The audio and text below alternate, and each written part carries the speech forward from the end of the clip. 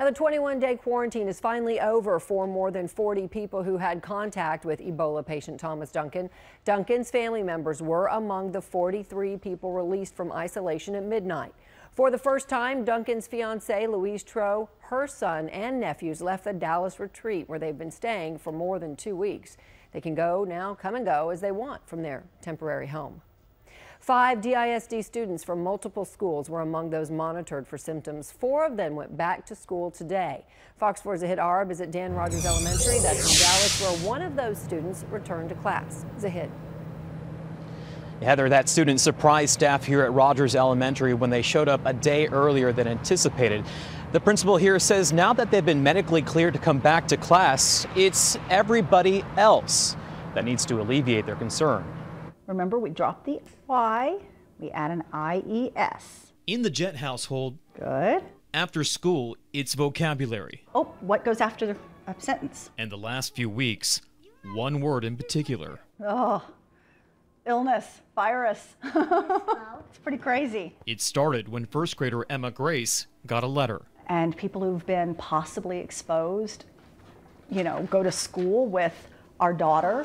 5 kids that were around Ebola patient Thomas Duncan have cleared the required 21-day isolation. One of them showed up at Dan Rogers Elementary today, where Emma Grace goes. They did fine. We actually stayed in there during breakfast in the classroom.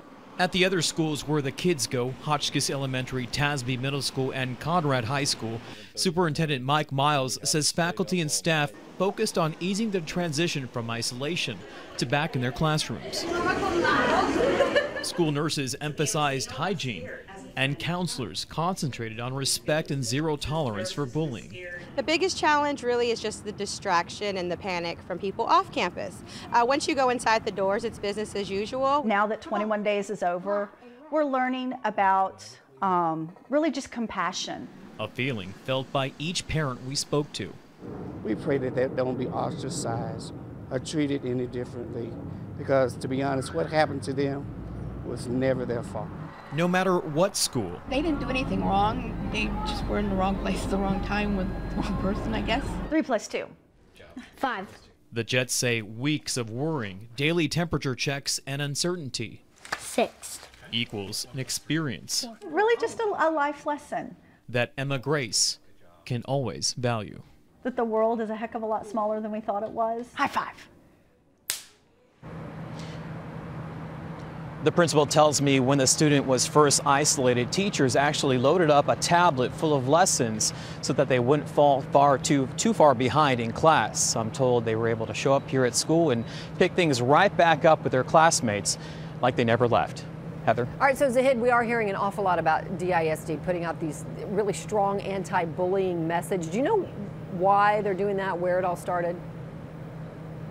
Well, parents tell me when Duncan was first hospitalized and the kids were isolated and pulled out of school, there was some teasing going on, and the district didn't want the 5 kids to face that when they came back.